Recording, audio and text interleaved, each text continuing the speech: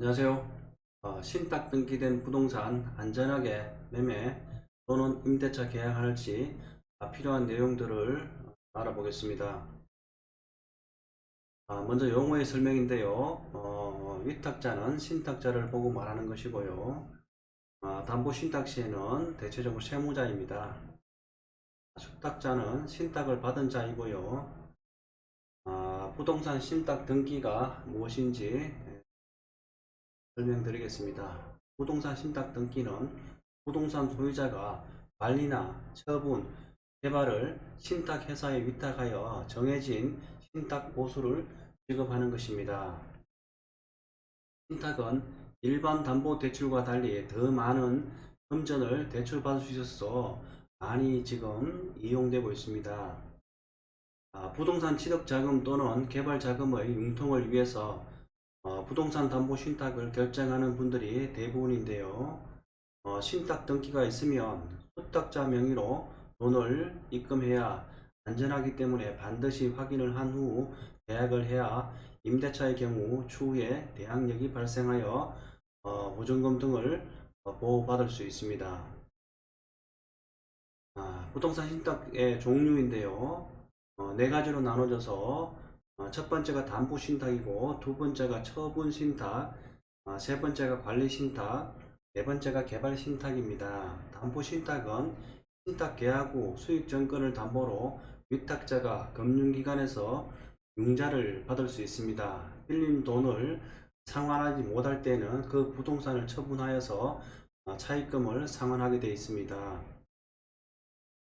담보 신탁의 비용은 건저당보다도 저렴하고요. 담보권 실행을 공매로 진행하는 것이 특이사항입니다.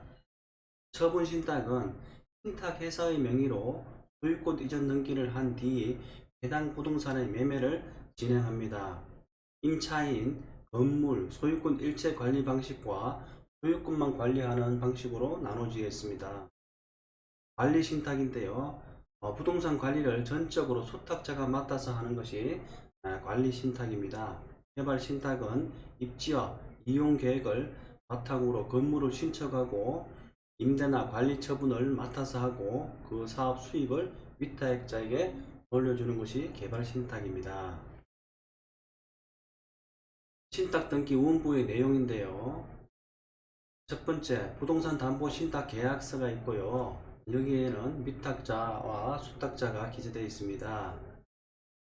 두 번째는 부동산 담보 신탁 특약사항이 있는데요. 여기에는 위탁자, 수탁자, 우선수익자가 있습니다. 세 번째는 신탁 계약의 주요 내용이 있고요. 그 내용, 주요 내용 중에는 신탁 기간이 있고, 신탁 기간은 대체적으로 계약일로부터 채무 변제 완료 시까지라고 이렇게 적혀 있습니다.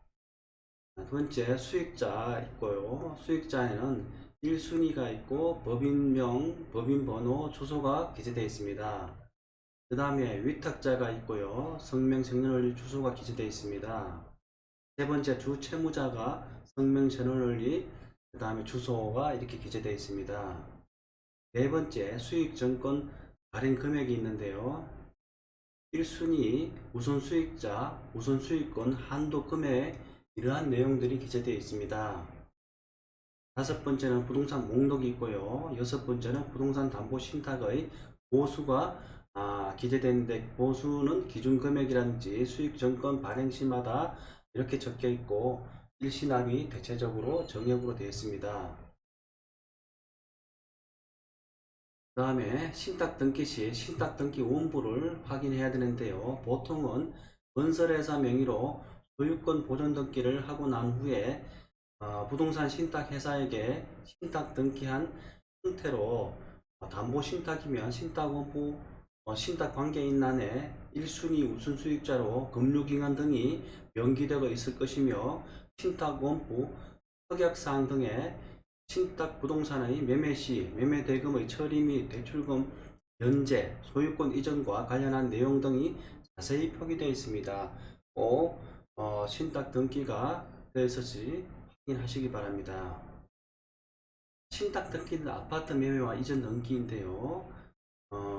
교업공인중개사가 신탁 등기된 부동산을 매매 중개를 하는 경우 부동산 소재 관할 등기소에 신탁 원부를 정확하게 내용을 확인하고 계약을 체결해야 됩니다. 신탁 원부에서 확인한 내용을 토대로 위탁자와 계약 체결 및 대금 납부 방법을 기초 토대로 해서 신탁 원부상의 제1순위 우선수익자로 지정된 금융기관이 있다고 한다면 1순위 우선수익자인 금융기관에 직접 문의해서 대금 납부 등을 확인하고 매매 절차를 진행하는 것이 안전할 것입니다. 여기에서 위탁자라 하면 아파트일 경우에 아마 시공사나 시행사가 될 것입니다. 다섯 번째, 신탁 등기된 부동산의 소유권 이전 절차인데요. 첫 번째, 위탁자, 신탁자와 매매 계약을 체결해야 됩니다. 여기에서 위탁자는 아파트일 경우에 바로 시공사가 되겠네요. 두 번째, 매매 계약 체결 내역 우선 수익자, 위탁자 등에게 통지를 하고요. 세 번째, 위탁자, 신탁자는 매매 대금으로 우선 수익자 대출금을 변제를 해야 되고요. 여기에서 위탁자라는 것은 바로 시공사이죠. 네 번째는 우선 수익자는 대출금 변제 확인서를 발급하고요. 담보신탁 해지 동의서를 발급해야 됩니다. 이 동의서를 반드시 받아야 되고요. 다섯 번째는 신탁 해지 및 위탁자 앞 소유권을 이전을 하고요. 여섯 번째, 위탁자가 매수자에게 소유권 이전 서류를 교부합니다. 일곱 번째는 소유권 이전 등기를 하는 것이고요. 자, 위에서 빨간 글씨로 되어 있는 4번에서 7번은 잔금 납부일에 동시 이행을 하셔야 됩니다. 참고사항인데요.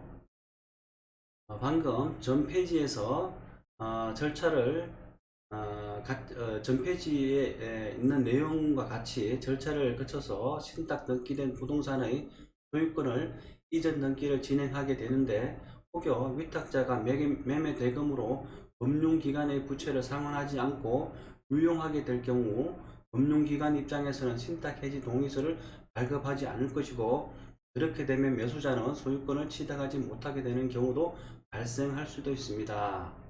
따라서 신탁 등기되어 있는 물건인 경우에는 반드시 신탁 등기의 원부를 통하여 대출금융기관을 확인하여 대출금융기관의 담당자에게 신탁 물건의 매매계약 진행 과정을 설명하고, 특히 대금 납부 방법을 정확하게 확인을 하여야 할 것입니다. 또한 신탁회사에서 직접 소유권을 이전받는 방법을 생각할 수도 있는데, 위탁자와 협의해서 신탁회사와 직접 부동산 매매 계약을 체결하고자 할 때는 신탁회사에 대금을 납부하고 신탁회사로부터 직접 소유권을 이전받는 것이 가장 확실하고 안전한 방법이 될 것입니다. 신탁자와 수탁자, 신탁자가 위탁자라고 말씀드려 있고요. 수탁자가 있고 신탁을 받은 사람이 수탁자인데요. 대외적으로는 수탁자가 소유자입니다. 그래서 대내적으로 봤을 때는 신탁자, 위탁자가 소유자이지만은 계약시는 반드시 우선권이 수탁자에게 있습니다. 이 내용 반드시 참고하시기 바랍니다. 신탁 등기가 격려된 부동산에 대하여 제3자 명의로의 소유권 이전 등기를 격려하고자 하는 경우 수탁자가 신탁된 부동산을 제3자에게 처분하여 소유권 이전 등기를 격려하는 것이 신탁 목적에 반하지 않는 경우에는 수탁자를 등기 의무자로 하여 제3자 명의로의 소유권 이전 등기를 격려받을 수 있을 것이나, 그와 같은 등기 신청이 신탁 목적에 반하는 경우에는 그 등기 신청은 수리될 수 없는 것이고, 이러한 경우에는 위탁자가 신탁 행위에서 정한 바에 따라 신탁을 해지하여 이를 원인으로 하는 위탁자 명의로의 소유권 이전 등기를 격려받은 후 위탁자와 제3자 간의 매매 계약을 원인으로 하여 제3자 명의로의 소유권 이전 등기를 신청하여야 할 것입니다. 다만 구체적인 경우에는 등기 신청이 신탁 목적에 반하는지 여부는 등기 신청을 받은 등기 기관이 신탁 원부 등을 기초로 하여 개별적으로 판단해야 할 것입니다. 신탁 등기는 아파트나 오피스텔, 다세대 주택 등 집합 건물에 건설하는 위탁자가 자금 조달을 위해서나 다른 채권자에 의한 권리 행사를 방지하고 원활하게 사업을 진행하기 위해 해당 부동산을 신탁회사에 신탁하는 경우가 있습니다. 융자 발생 금융기관 대출금의 규모와 대출금 상환 여부를 꼭 확인해야 하며 신탁 등기의 경우 등기부 등본의 얼구에는 대출금 내용이 표시되지 않습니다. 부동산 신탁의 유형을 불문하고 대부분의 신탁 계약서에는 신탁 계약 체결 후 신규 임대차 계약은 여기서 말하는 수탁자의 사전 승낙을 조건으로 갑 신탁자이며 위탁자인 갑의 명의로 체결하되 임대차 보증금은 을에게 지급하여야 합니다. 라는 공통된 조항으로 작성되어 있는 것이 통상적입니다. 그래서 계약은 위탁자와 하더라도 임대차 보증금이나 전세 보증금은 그리고 수탁자한테 입금을 하셔야 됩니다. 부동산 신탁의 유형을 불문하고 대부분의 신탁 계약서에는 신탁 계약 체결 후 신규 임대차 계약은 수탁자의 사등 승낙을 조건으로 갑 신탁자 명의로 체결하되 임대차 보증금은 을에게 지급하여야 한다는 공통된 조항으로 작성되어 있는 것이 통상적입니다. 위탁자가 신탁 등기 후에 직접 신탁 부동산을 임대하는 경우에 수탁자와 직접 계약을 체결하거나 수탁자 신탁회사의 승낙을 얻어 그 신탁회사에 보증금을 지급해야 임대차 계약의 효력이 있습니다. 임대차 계약 시 수탁자인 신탁회사의 승낙을 얻어 그 신탁회사에 보증금을 지급해야 비로소 효력이 있고 그렇지 아니하면 임대차 효력을 주장하지 못할 수도 있습니다. 이러한 신탁 계약의 내용은 신탁 등기의 원부에 기록되어 있고 부동산 등기법 제81조 3항에서 신탁 원부는 등기 기록의 일부로 본다라고 규정되어 있어 신탁 원부의 내용을 필히 확인해야 함에도 불구하고 많은 기업 공인중개사가 중개 업무에 간과하고 있다는 것입니다. 신탁 계약의 내용이 기재된 신탁 원부는 단순히 등기부 열람만으로는 불가능하고 관할 등기소를 방문해서 반드시 여기서 관할 등기소에 방문해서 별도의 신탁 원부를 발급받아 확인해야 합니다. 이런 점을 이용하여 위탁자가 신탁 등기 후에 임의로 신탁 부동산을 임대하는 경우에 문제가 발생하여 신탁으로 인하여 신탁 부동산의 소유권은 대내외적으로 소득자인 신탁회사에 모두 이전되므로 특별한 사정이 없는 한 위탁자는 신탁 부동산에 대해 아무런 처분 권한이 없고 다만 수익권을 가지거나 신탁이 종료되면 소유권을 반환받을 권리만 보유하는 경우가 대부분입니다. 그럼에도 불구하고 자금 사정이 열악한 위탁자가 자금 마련을 위해 임의로 부동산을 임대하여 보증금이나 월세를 유용하거나 심지어 매매까지 하여 계약금이나 중도금을 챙겨가는 경우가 종종 발생하고 있습니다. 위탁자나 수탁자가 신탁계약서 사본을 제시할 때에는 반드시 원본과 대조를 해야 하며 입주 후 전입신고 확정일자를 반드시 받아서 대항력을 갖춰야 합니다.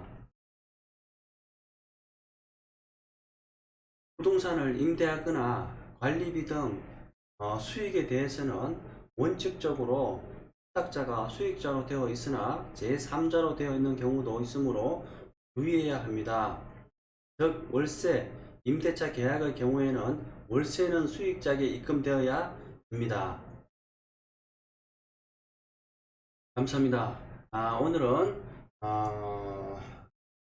신탁 부동산에 대해서 간단하게 알아봤는데요. 다음에 더 좋은 내용으로 또 만나 뵙도록 하겠습니다. 감사합니다.